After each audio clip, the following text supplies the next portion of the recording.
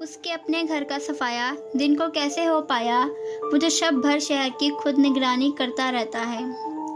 صبح سورج نکلنے اور ہر شے پھیلنے تک وہ لوگ وہی لاؤنج میں بیٹھے رہے۔ ناشتے کی ٹرالیز اب میری اور فیونا لے کر جا رہی تھی جب بیرونی دروازے پہ ہلچل مچی۔ ہاشم شیرو کو ایئرپورٹ سے لے کر آ گیا تھا۔ جواہرات اور اورنگزیب تیزی سے اس کی طرف لپکے۔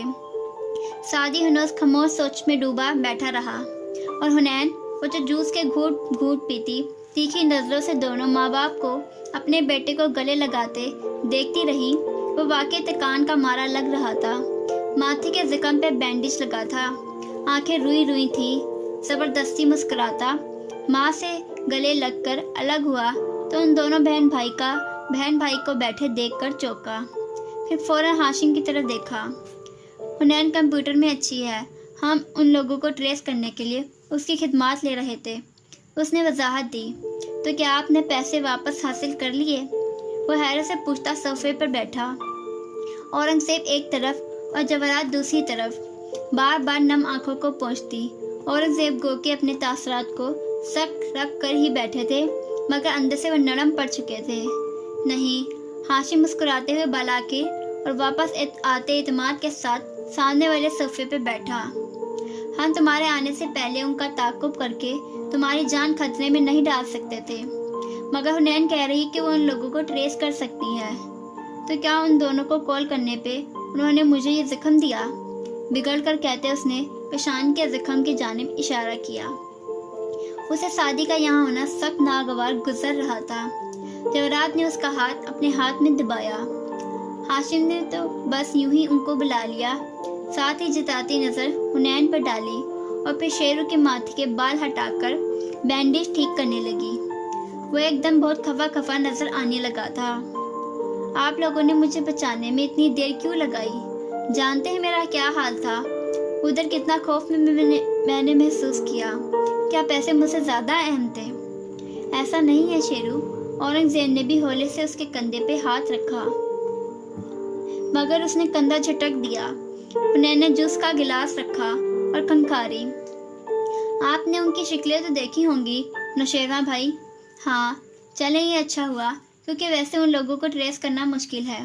اصل میں میری کوریا کے ایک پولیس چیف سے بات ہوئی ہے۔ سعدی نے چونکہ حنا کو دیکھا تو پورے اعتماد سے نوشیروان کو دیکھتی کہہ رہی تھی، ان کو 2 لوگوں پہ شک ہے۔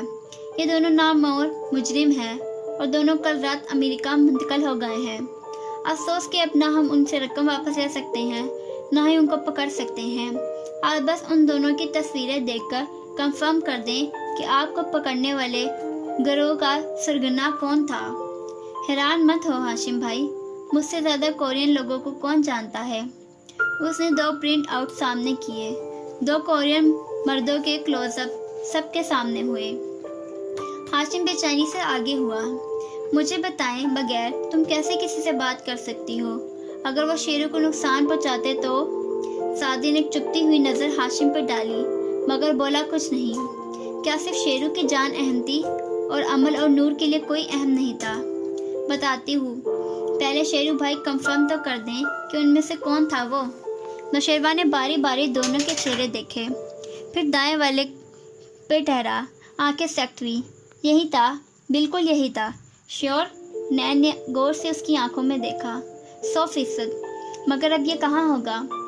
حنین نے گہری سانس لی، جیسے کندھوں سے کوئی بوجھ اتر گیا ہو، اور پھر مسکرائی، شرارت سے، معصومیت سے۔ یہ آج کل امریکہ میں ہے، فلم کی شوٹنگ کے لیے۔ او سوری شیرو بھائی، مگر یہ لی من ہو ہے، کوریا کا دوسرا بڑا ایکٹر۔ یہ پہلی تصویر اس کی پلاسٹک سرجری سے پہلے کی ہے، دوسری سرجری کے بعد کی۔ کمرے میں ایک دم خاموشی چھا گئی، کسی کو اس کی بات سمجھ میں نہیں آئی تھی۔ نوشیروان کا رنگ سرخ سفید پڑنے لگا تھا۔ نوشیروان بھائی، آپ خود بتائیں گے یا میں بتاؤں کہ اپنے آپ کو آپ نے خود ہی اغوا کیا تھا، اور وہ تاوان کی رقم وہ بھی آپ کے ہی اکاؤنٹ میں ہے؟ جواہرات کا شیرو کو کندھا مسلتا ہاتھ رک گیا، اورنگزیب بے اختیار آگے کو ہوئے، اور ہاشم بالکل ساکت بیٹھا رہ گیا۔ کیا بکواس ہے، شیرو ہکلایا۔ بے یقینی سی بے یقینی تھی۔ سارے ذہن لوگوں کا ایک مسئلہ ہوتا ہے، انہیں لگتا ہے کوئی ان کو بیوقوف نہیں بنا سکتا، اس لیے میں نے اپنے شک کی تصدیق کا انتظار کیا، جو کہ اب ہو گیا۔ تصویریں لے رہی، یہ مت کہیے گا کہ سارے کورین ایک سے لگتے ہیں، تو آپ نے غلط بندے کی تصویر کی تصدیق کر دی۔ کورین بھی اتنے ہی مختلف ہوتے ہیں جتنے کہ ہم۔ تم کہہ رہی ہو تمہیں خود بھی علم ہے؟ جواہرات دانت پیستی گرائی۔ سعدی بالکل چپ بیٹھا تھا۔ مجھے ہی تو علم ہے مسز کاردار، شیرو بھائی کبھی بھی اچھے کرمنل نہیں بن سکتے، کیونکہ انہوں نے چند غلطیاں کر دیں۔ جو پہلی ویڈیو بھیجی تاوان کی رقم کے لیے، اور دوسری جس پہ ماتھے پہ زخم تھا، دونوں میں ان کا رونا مجھے سوری مگر اداکاری لگتا تھا۔ اور میں اپنے ملکوں اور کلچرز کے ڈرامے دیکھ چکی ہوں کہ اداکاری کو مجھ سے بہتر جج نہیں کر سکتے آپ لوگ۔ میں نے ویڈیوز کے طریق چیک کی، وہ دونوں 3 دن پرانی تھی، زخم والی تھیں۔ شیرو بھائی کو اندازہ تھا کہ ہاشم بھائی اپنے جاننے والوں کو فنون ضرور کریں گے، اس لیے انہوں نے 2 ویڈیوز تیار کر لیں۔ اغوا سے چند گھنٹے پہلے اگر ان کی ہاشم بھائی سے بات ہوئی تھی تو یہ ویڈیوز تو اس سے بھی پہلے کی تھیں، ظاہر ہوا کہ جعلی تھیں۔ مگر آپ کو یہ ویڈیوز کوریا میں تیار کرنی چاہیے تھی، کیونکہ ایک اور پرنٹ شدہ صفحہ لے آیا جس میں شیرو کی ویڈیو کا اسٹل امیج تھا۔ یہ جو آپ کے پیچھے دیوار پہ سوئچ نظر آ رہا ہے، یہ عام پاکستانی سوئچ جیسا ہے، جبکہ کوریا میں سوئچ کھوکھلے ہوتے ہیں، انڈے کے آدھے چھلکے کی طرح۔ پلگنگ ان کے اندر ڈالا جاتا ہے، یہ کورین سوئچز نہیں ہیں۔ اور ویڈیو کا ایک اور اسٹل امیج مسکراتے ہوئے سامنے لائی۔ چھت پہ کوئی فائر الارم نہیں ہے، جبکہ کورین گھروں پہ چھت پہ فائر الارم ضرور ہوتا ہے۔ آپ نے لکڑی کا فرش، سلائڈنگ ڈور، ہر چیز پرفیکٹ رکھی، مگر 111 کورین ڈرامے اور فلمیں دیکھنا کوئی مذاق نہیں ہے۔ میں نے آپ کے کمپیوٹر کی ہسٹری چیک کی، ایک اور کاغذ ان کے سامنے میز پہ رکھا۔ اب وہ کھڑے کھڑے باقی کاغذ ہاتھ میں پکڑے بول رہی تھی، اور سب اس کو سن رہے تھے ہکا بکا۔ پچھلے ہفتے میں وہ تمام ویب سائٹس ہیں جو آپ نے کھولی، اپنا فیک اغوا کرنے کے طریقے وغیرہ وغیرہ، اور آپ نے وہ فیک کڈنیپ والے بہت سے امریکی ڈرامے اور فلمیں بھی دیکھیں، کیونکہ آج کل یہ امیر ماں باپ کے بگڑے بچے کا خود کو اغوا کر لینا ہر دوسرے امریکی ڈرامے میں ہو رہا ہوتا ہے۔ یہ رہے ان تمام ڈراموں اور فلموں کی لسٹ جو آپ نے ڈاؤن لوڈ کر رکھے تھے۔ اور ہاں، وہ اپنا کان کاٹ کر بھیجنے والا آئیڈیا وہ اسکینڈل سے تھا نا، اس میں ڈوئل کی بیٹی نے تو واقعی اپنا کان بھیج دیا تھا، مگر مجھے معلوم تھا اس کی نوبت نہیں آئے گی۔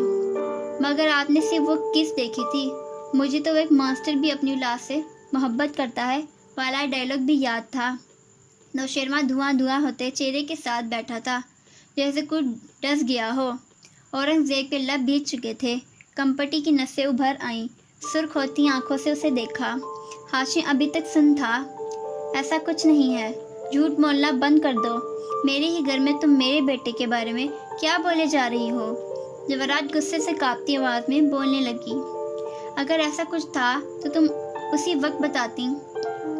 اگر میں یہ سب آپ لوگوں کو تب بتا دیتی تو آپ فوراً شیرو بھائی کو فون کر کے کنفرم کرنا شروع کر دیتے اور یہ واپس ہی نہ آتے۔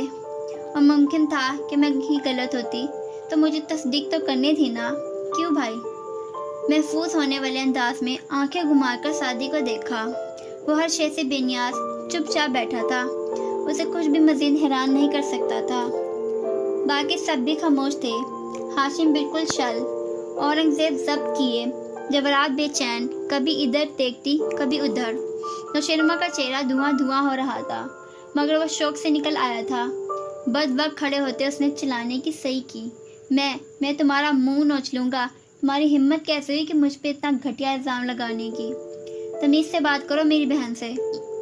سعدی ایک دم تیزی سے اٹھا، سلگتی نظروں سے شیرو کو دیکھا اور پھر ہنا کو۔ چلو ابھی سے کیوں، ابھی تو شیرو بھائی کی کلاس شروع ہونی تھی۔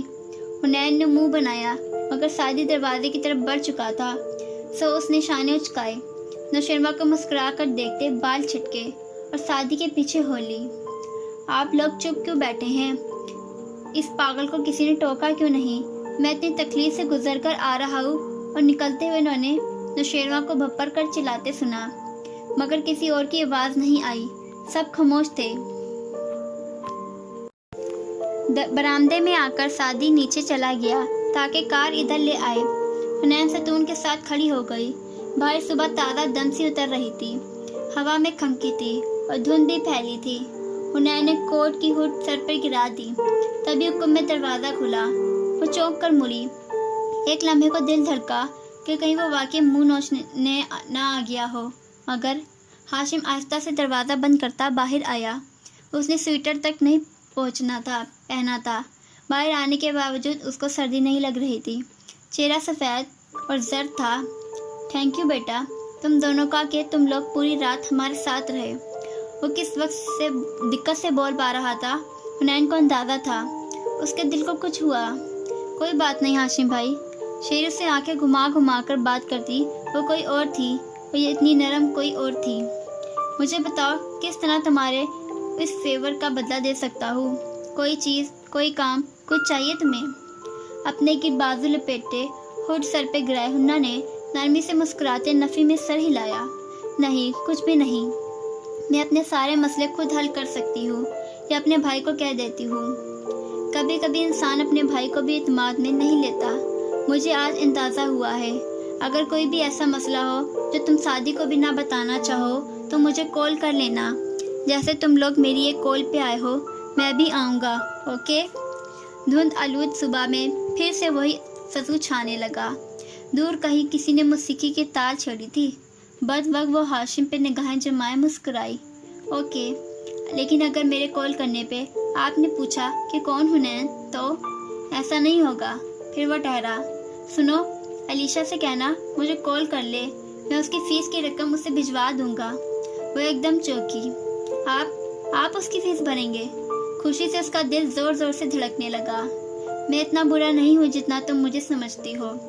सते हुए चेहरे से वो मुस्कुराया। सादी हॉर्न दे रहा था। वो हाशिम को खुदा हाफिज कहकर जीने उतरती नीचे आई। फ्रंट सीट पे बैठी। अपनी परफॉर्मेंस याद करके खुद ही हंसी। क्या आपने देखा मैं किस तरह बोली? थोड़ा सा दिल धड़का था मेरा, हाथ भी कांपे। जब मैं बोली तो वाओ, बिल्कुल हीरोइन लग रही थी। और पता है हाशिम भाई कह रहे हैं कि वो अलीशा की फीस। सादी खामोशी से ड्राइव करता कार आगे ले गया। हाशिम बरामदे में खड़ा उन्हें देखता रहा, सख्त सर्दी और धुंध में, यहाँ तक कि कार दूर चली गई। फिर वो वापस अंदर आया। क्या ये सब सच था? तो अपने बाप को बेवकूफ़ बनाया तुम? औरंगजेब खड़े चिल्ला रहे थे। जवाहर हनूस परेशान मुस्तरिब बैठी थी और नशेवा उनके मुकाबिल खड़ा था। आप लोगों को उस पागल लड़की की बात पे इतबार है, और वो सादी, ये लोग हमेशा मेरे घर में फसाद करते हैं। वो सादी तो हाशिम भाई, आपने उसको 2 थप्पड़ क्यों नहीं लगाए जब ये सारी बकवास कर रही थी? हाशिम को आते देखकर वो तेज से चीखा था। खामोश हाशिम कदम चलता उसके करीब आया। उसके मुकाबिल खड़ा हुआ। अंदर तक उतरती निगाहों से उसका चेहरा तकता रहा और फिर एक जोरदार थप्पड़ उसके मुंह पे मारा। नौशेरवा लड़खड़ा कर पीछे हुआ, हैरत से गुंग। उसने अपने सुर्ख गाल पे हाथ रखा। काश मैं तुम्हारा नहीं, सादी का भाई होता। ना गुस्सा ना नाराज़ी, सिर्फ दुख से एक एक लफ्ज़ अदा किया। पैर से मेज़ को ठोकर मारी। हुनैन के प्रिंट करदा कागजात बिखर कर ज़मीन पे गिर गए और आगे बढ़ गया। नौशेरवा गाल पे हाथ रखे बेचैनी से उसको देख रहा था। फिर रुख मोड़ा। औरंगजेब सुर्ख चेहरा लिए उसे घूर रहे थे। हाँ, क्या है मैंने सब? गाल से हाथ उठाकर वो गुस्से से चिल्लाया। ये सब आपकी वजह से हुआ है। ऐसे हाथ रोक कर पैसे देते हैं मुझे जैसे मैं सतीली औलाद हूँ। हाँ, आपका दिल भी चाहता है कि मेरी जगह ये दरवाजे की तरफ इशारा किया जहाँ से हुनैन निकली थी। ये लड़की आपकी बेटी हो। इन्हीं लोगों की बातों पे यकीन है ना आपको? ये शादी ज़्यादा पसंद है ना आप तीनों को? लाल भभूका होता बोलता वो 2 कदम पीछे हटा। आंखों में आंसू आ गए थे। दफ़ा हो जाओ मेरे सामने से, वो भी तेज से चिल्लाए थे। हाशिम ने गोया कान बंद कर दिए और ऊपर अपने कमरे में कदम रखा और दरवाज़ा बंद कर लिया। शेरू ने बेबसी से उसके बंद दरवाजे को देखा। आंसू बहना तेज हो गए। वो मुड़ा और कफ से आंखें रगड़ता सीढ़ियाँ चढ़ता गया। अपने कमरे में आकर दरवाज़ा धार से बंद करके वो कंप्यूटर टेबल के सामने आया और स्क्रीन को देखा रुका। बंद स्क्रीन पे एक स्टिकी नोट चिपका था जिस पे हुनैन ने लिखा था, नकल के लिए भी अकल की ज़रूरत होती है। गेम ओवर शेरू भाई। साथ में जुबान चलाती स्माइल भी थी। उसने नोट झपट कर मुट्ठी में मड़ोड़ा। कब से दोबारा आंखें रख लीं। अब उनमें खून उतर रहा था। इतना लंबा ड्रामा और सब बर्बाद हो गया। आज फिर उसी सादी ने अपनी बहन के जरिए मेरे घर में फसाद डाला। मैं कसम खाता हूँ एक दिन मैं सादी यूसुफ को अपने हाथों से गोली मारूंगा। और 1.5 साल गुजर जाने के बाद भी नौशेरवा को अपनी कसम याद थी। भाई औरंगजेब जवारात पे चिल्ला रहे थे। एक लफ्ज़ भी उसकी हिमायत में बोला तो मैं समझूंगा कि तुम भी उसके साथ मिली हुई थी। अपने बेटे से कहो सुबह 10 बजे तक मेरी सारी रकम मेरे अकाउंट में वापस पहुंचा दे, वरना बाहर सूरज की किरणों ने धुंध में से रास्ता बनाना शुरू कर दिया था। यहाँ से दूर एक छोटे बगीचे वाले घर में हुनैन सोने जा चुकी थी और सादी अपने कमरे में बैठा लैपटॉप पे वो फ्लैश लगाकर देख रहा था। उसमें वही तस्वीर थी जिनकी प्रिंट शुदा शक्ल वो लॉकर में देख चुका था और वो 2 ऑडियो फाइल्स थीं। एक में फारिस कह रहा था कि अब जुमर होटल की बजाय रेस्टोरेंट आए। दूसरी ऑडियो तवील थी। सादी ने प्ले की। पहली दफ़ा सुना तो सुन रह गया। जुमर ठीक कह रही थी। फारिस ने उसे वाकई सब कहा था। तो क्या हाशिम की तरह फारिस भी उससे झूठ बोलता आया था? दूसरी दफ़ा उसे सुना तो मज़ीद सदमा लगा। फारिस ये सब कैसे और क्यों? तीसरी दफ़ा सुना तो बेयकीनी घबराहट में बदलने लगी। क्या उसके गिर्द सब झूठ बोलने वाले मौजूद थे? फिर सच्चा कौन था? चौथी दफ़ा पे कोई अजीब सा एहसास होने लगा। कुछ गलत था। चंद अल्फाज फारिस इस तरह नहीं बोलता था। वो बार बार ऑडियो दोहराने लगा। इतनी दफ़ा कि उसे गिनती भूल गई। चेहरे पे बस एक चौंक जाने का एहसास नज़र आ रहा था। वो फारिस नहीं था। बहुत गौर करने पे उसे एहसास हुआ था कि लहजे में हल्का सा फ़र्क था। पहली दफ़ा सुनने में उसे भी वो फारिस लगा था और जुमर वो चौंका। जुमर ने तो वो ऑडियो बस एक ही दफ़ा सुनी थी। ओह, 2.5 साल से बिखरे टुकड़े अब पुज़ल में जुड़ने लगे थे और जो शक्ल सामने आ रही थी वो बहुत भयानक थी। वह हाशिम की शक्ल थी।